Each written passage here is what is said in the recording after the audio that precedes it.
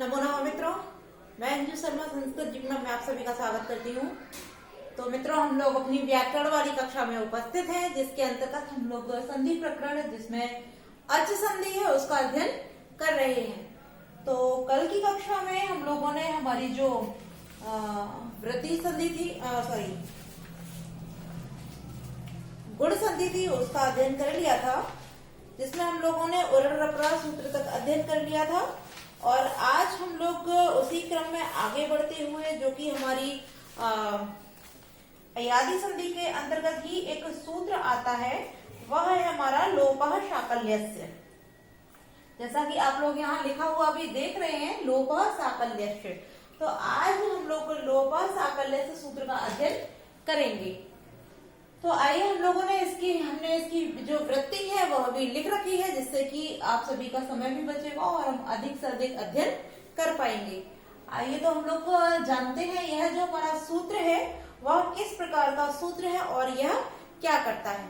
तो सबसे पहले तो मैं आप सभी को बता दूं, यह जो लोपः साकल्यस्य जो सूत्र है हमारा, वह विधान करता है, और विधान के कारण यह हमारा सूत्र जो है वह विधि सूत्र है, विधि सूत्र है।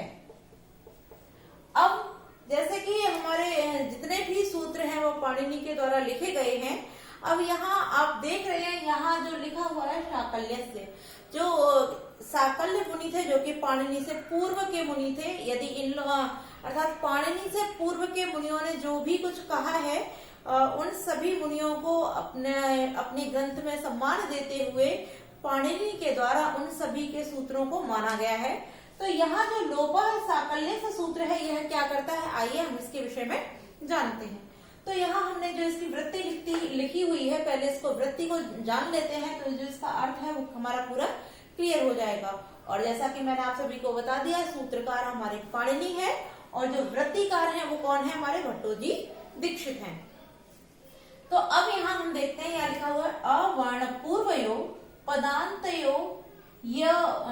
पदान्तयो यवयो लोपो वा शरि परे। अब यहाँ क्या कह रहे हैं कि अवर्ण पूर्वयो, अवर्ण पूर्व में हो।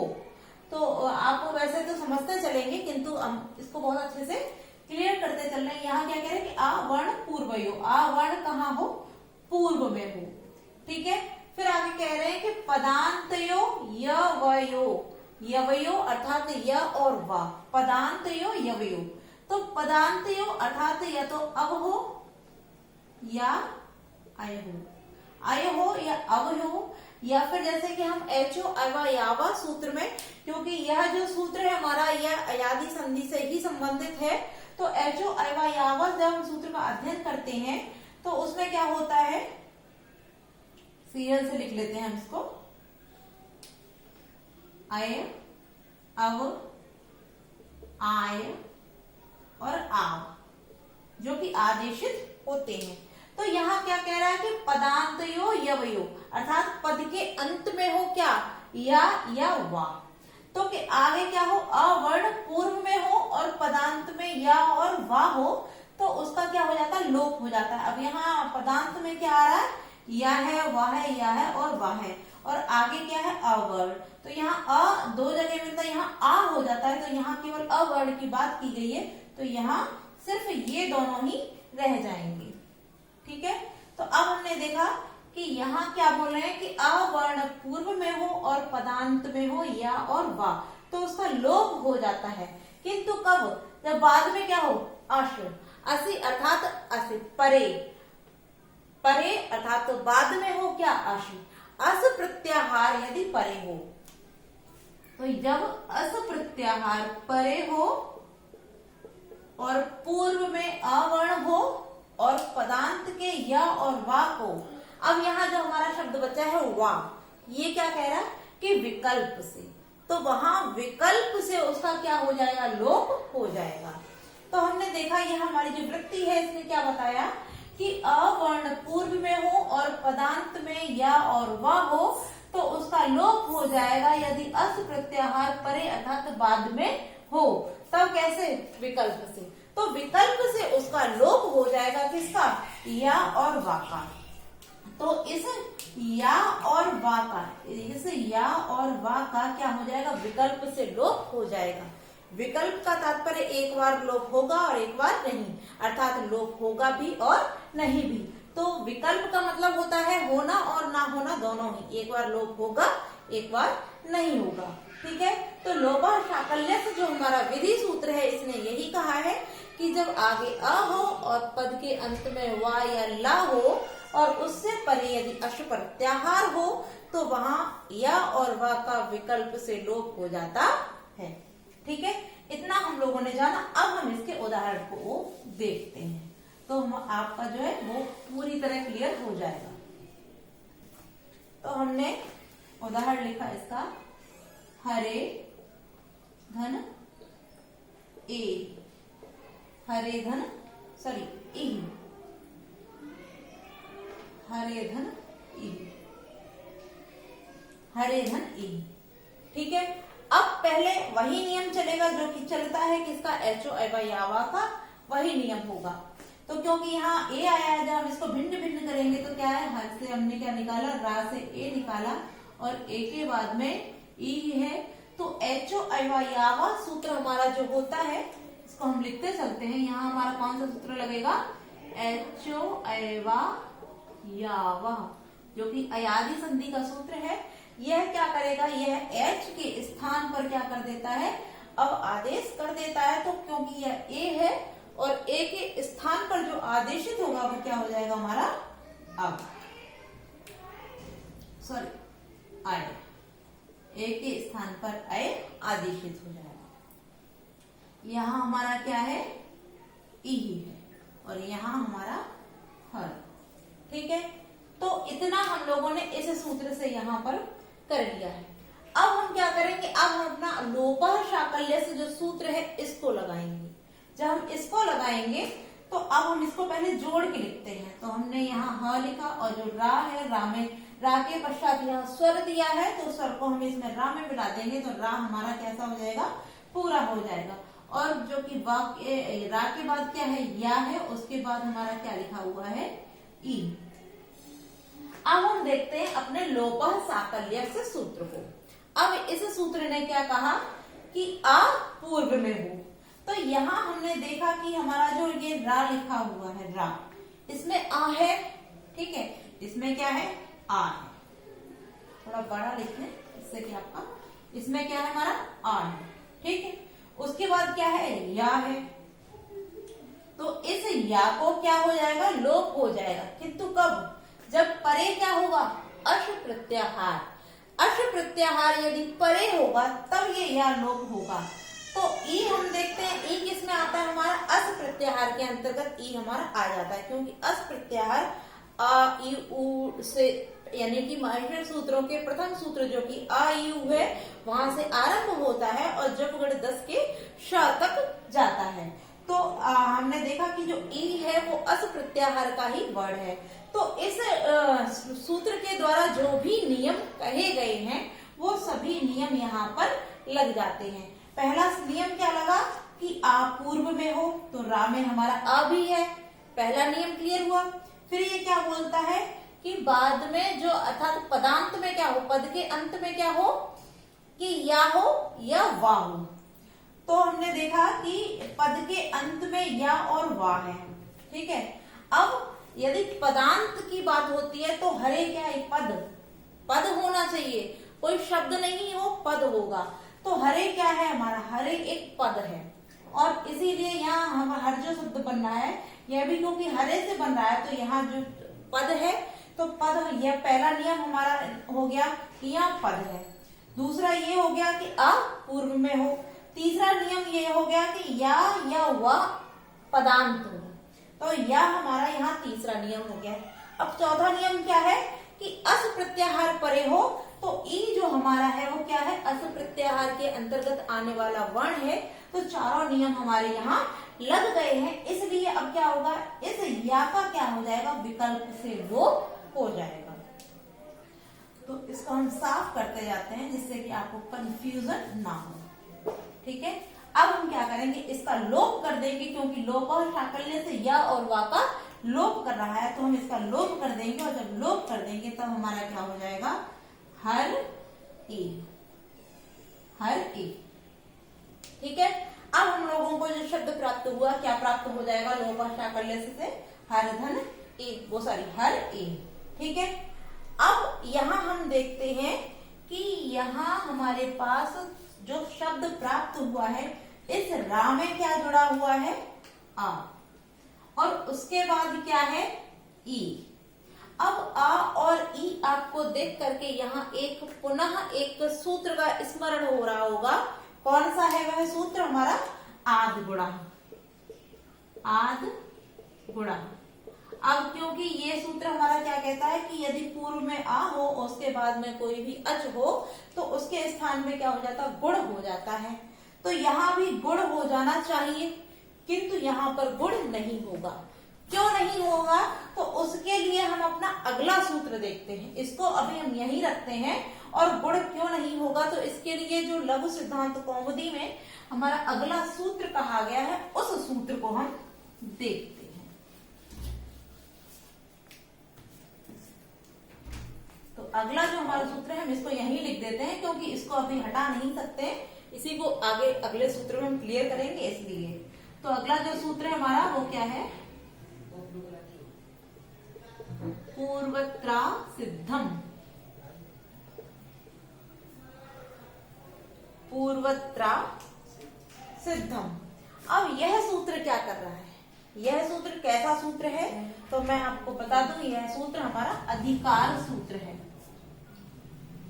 अधिकार सूत्र। ठीक है, अब यह सूत्र जो हमारा क्या है, जो सूत्र है वो क्या कहता है कि जो सपादी होते हैं, सपादी, तो वह त्रिपादी के जो सिद्ध होता है उसको नहीं स्वीकार करते हैं, अर्थात सपादी के प्रति त्रिपादी असिद्ध होता है। अब सपादी और त्रिपादी क्या होते हैं, इसको पहले जान लेते हैं, तभी आप इस चीज को क्लियर कर पाएंगे। तो हम लोग यदि अष्टाध्यायी के विषय बात करते हैं, तो अष्टाध्यायी में हम लोग जानते हैं वहां 8 अध्याय होते हैं। कितने अध्याय होते हैं, 8 अध्याय। तो उसको हम लिख लेते हैं 1 2 3 4 5 6 7 और 8। अष्टाध्यायी में 8 अध्याय हैं, इसीलिए उसका नाम क्या है, अष्टाध्यायी। अब प्रत्येक अध्याय में कितने कितने पाद होते हैं, 4-4 पाद होते हैं। तो 4-4 पाद होते हैं, तो इसको भी हम लिख लेते हैं। यहाँ पादों की संख्या, तो यहाँ 1 2 3 4। अब यहाँ प्रत्येक के 4-4 ही पाद हो जाते हैं। ठीक, अब यहाँ हम लोगों ने जाना कि जो हमारे प्रत्येक अध्याय हैं उनके 4-4 पाद हो जाते हैं। ठीक है, अब यहाँ हम सपादी की बात करें तो यह जो हमारा क्या सूत्र बोल रहा है कि पूर्वत्रा असिद्धम, पूर्वत्रा यानी कि पूर्व के जो सपादी, सपादी जो है वो त्रिपादी, सपादी के प्रति जो सिद्ध होता है, अर्थात सपादी के प्रति त्रिपादी को असिद्ध मानते हैं। तो यहाँ सपादी क्या है, सपादी को हम क्लियर करते हैं। तो यहाँ 7 अर्थात 7.25 जो होते हैं, उसको 7.25 अध्यायों की बात करें तो उसको क्या कहते हैं, हम सपादी कहते हैं। तो 7.25 अध्याय का होंगे, 7 तो पूरे हम ले लेंगे उसमें। ठीक है, 7 के अब यहाँ 8वें के 4 भाग हैं, उनमें से हम जो प्रथम वाला भाग है उसको हम इसमें जोड़ लेंगे, तो हमारा क्या हो जाएगा, 7.25 हो जाएगा। अर्थात इन 7 के साथ जो 8वें अध्याय का प्रथम जो पाद है उसको जब हम इसमें जोड़ लेते हैं, अर्थात इतना जो आ जाएगा, 7वां अध्याय पूर्ण और 8वें अध्याय का प्रथम पाद, तो यह हमारे क्या कहलाते हैं, ये हमारे सपादी कहलाते हैं।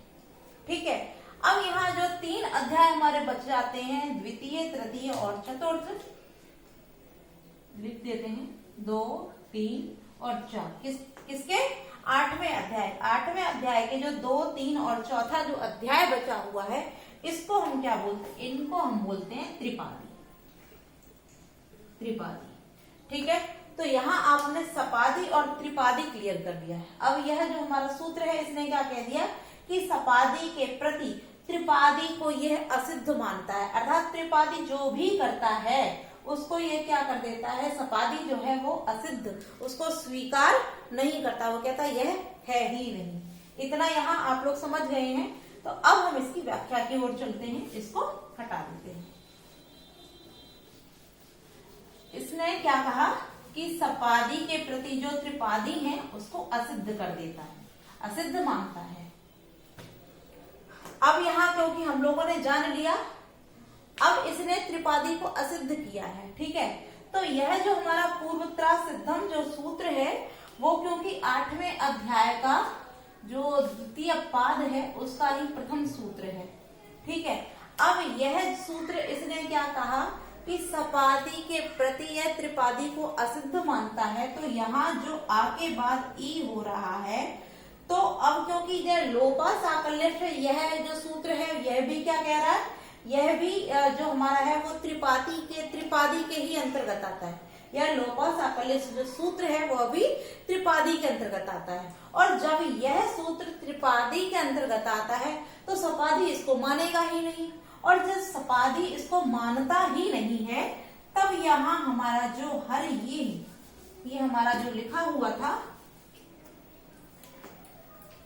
हर ई, अब क्योंकि यहाँ आ है और यहाँ ई है तो इन दोनों में आद गुणा सूत्र से गुण हो जाना चाहिए। किंतु जो हमारा आद गुणा सूत्र जो है, आद गुणा, यह जो सूत्र है ये किसके अंतर्गत आता है, यह सपादी के अंतर्गत आता है, यह सपादी के अंतर्गत आता है, ठीक है। और यह जो सूत्र है और यह जो सूत्र है यह हमारे किस में आते हैं, ये त्रिपादी के अंतर्गत आते हैं। तो जब सपादी त्रिपादी को मानता ही नहीं है तो इसने क्या कहा कि मैंने इसको माना ही नहीं, यह सिद्ध है, ये इसको असिद्ध मानता है। जब असिद्ध मानेगा तो उसको यहाँ पर क्या दिख रहा है, इस आद गुणा को यहाँ पर या दिख रहा है, अर्थात इनके बीच में यहाँ या इस आद गुणा को दिख रहा है। और जब आद गुणा को यहाँ पर या दिख रहा है तो यहाँ पर आद गुणा सूत्र लगेगा ही नहीं। क्यों नहीं लगेगा, क्योंकि यहाँ नियम होता ही नहीं है, यहाँ या है। अब क्योंकि यहाँ हलंत है तो इसको जब या यहाँ विद्यमान दिख रहा है तो यहाँ संधि क्यों होगी, आद गुणा सूत्र होगा ही नहीं। और जब होगा नहीं तो हमारा क्या हो जाएगा, हमारा जो हर इह है वो ऐसा का ऐसा ही रहेगा, यह सूत्र यहाँ पर नहीं लगेगा क्योंकि यह सूत्र हमारा सपादी है और यह सूत्र हमारे त्रिपादी के अंतर्गत आता है। तो यह पूर्वोत्तरा सिद्धम ने क्या कहा, इसने इस सपादी को यह बता रहा है कि ये सपादी के अंतर्गत इसको सिद्ध मानते ही नहीं है। और जब सिद्ध नहीं माना तो यहाँ इसको या दिख रहा है, तो जब या दिखेगा तो यहाँ पर आद गुणा सूत्र नहीं लगेगा। तो हमको जो प्राप्त होगा, क्या प्राप्त होगा, हमको हर ही प्राप्त होगा। तो जब विकल्प से होगा तो कैसे, एक बार हमको हर इह मिलेगा और एक बार अर्थात लोप होने पर हमको क्या मिलेगा, हर इह, और लोप न होने पर हमको मिलेगा हर ये। इसको क्लियर लिख देते हैं।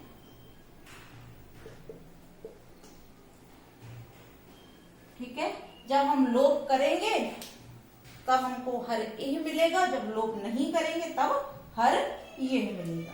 ठीक है, तो दोनों ही शब्द आपने अर्थात क्योंकि ये विकल्प से कर रहा था तो हर यह भी हमको प्राप्त होगा, हर यह भी प्राप्त होगा। और सपादी और त्रिपादी भी आप सभी के क्लियर हो गई होंगी।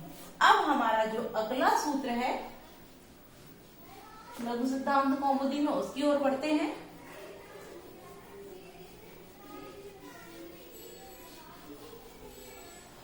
हमारा अगला सूत्र है वृद्धि रादैच। तो यदि आप सभी ने मेरी संज्ञाओं वाली यदि वीडियो देखी होगी तो आप सभी को पता होगा यह वृद्धि रादैच जो सूत्र है वो अष्टाध्यायी का प्रथम सूत्र है। और यह क्या करता है, यह वृद्धि संज्ञा करता है। और वृद्धि संज्ञा करने के कारण यह जो सूत्र है हमारा कैसा सूत्र है, संज्ञा सूत्र है। ठीक है, अब हम इसको भिन्न भिन्न करके लिखते हैं, तब हमको पता चलेगा यह जो संज्ञा करता है तो किन की संज्ञा करता है। तो सबसे पहले जब हमने वृद्धि लिखा, यहाँ पे क्योंकि वृद्धि है तो हम वृद्धि लिखेंगे। यहाँ जो रा है इसको क्या हो जाएगा, इसको विसर्ग हो जाएगा। ठीक है, अब यहाँ रा से हमने आ निकाला तो यहाँ हमारे पास क्या बचा, आ, बड़ा आ बचा। फिर यहाँ दा है तो दा को हम ता आदेशित करेंगे, क्या हो जाएगा, आत। फिर आत जब हमने किया तो यहाँ दा पे क्या लगी हुई, बड़ी ए की मात्रा अर्थात आय, तो यहाँ हमको क्या मिल गया, आय। और उसके बाद क्या है, एच। ठीक है, जब हमने इसको भिन्न भिन्न किया अर्थात तोड़ा तो हमारे पास क्या आ गया, वृद्धि आत एच। ठीक है, अब जो इसकी वृत्ति है वह भी है आदैच वृद्धि संज्ञा स्यात्, अर्थात आदैच की क्या हो जाती है, वृद्धि संज्ञा हो जाती है। अब इसमें आदैच में क्या बचता है, इसको भी देखते हैं। ता हमारा क्या है, इत संज्ञा क्या है, तो इसका लोप हो जाएगा, हमारे पास क्या बचेगा, आ। अब क्योंकि यहाँ एच प्रत्याहार की बात की गई है तो एच प्रत्याहार जो है उसमें हमारे कौन कौन से वर्ण आते हैं, तो एच में आते हैं आए और आओ। तो ये तीन वर्ण हैं अर्थात आ, आए, औ, इन तीन वर्णों की क्या होती है, वृद्धि संज्ञा हो जाती है। और गुण संज्ञा किसकी होती, अ, ए, ओ, इनकी होती है गुण संज्ञा। वृद्धि संज्ञा होती है आ, आए, औ। वृद्धि संज्ञा कितने वर्णों की होती है, तो तीन वर्णों। ये सभी परीक्षा की दृष्टि से बहुत ही महत्वपूर्ण प्रश्न हैं। आप सभी इन प्रश्नों पर बहुत अधिक ध्यान दीजिए। यदि आपसे पूछा जाता है कि वृद्धि संज्ञा कितने वर्णों की होती है, तो तीन की। वृद्धि गुण संज्ञा कितने वर्णों की होती है, तब भी तीन की। कौन कौन से होते हैं, तो आप इनको ध्यान रखिए।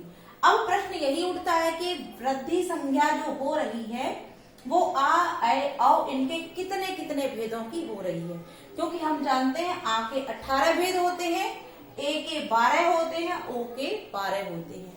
तो क्या 18, 12, 12 सभी भेदों की हो रही है या फिर गुण संधि की समान हो रही है?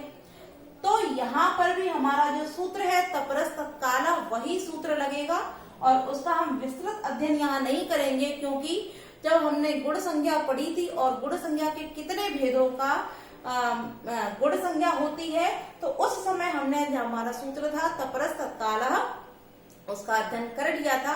तो उस सूत्र ने क्या कहा था कि आ के जितने भी अर्थात आ यहाँ पर जो विद्यमान है उसके समान वाले भेदों की क्या हो जाएगी, उतने ही भेदों की वृद्धि संज्ञा या गुण संज्ञा हो जाएगी। तो अपने काल वालों की ये क्या करेगा, गुण संज्ञा करेगा।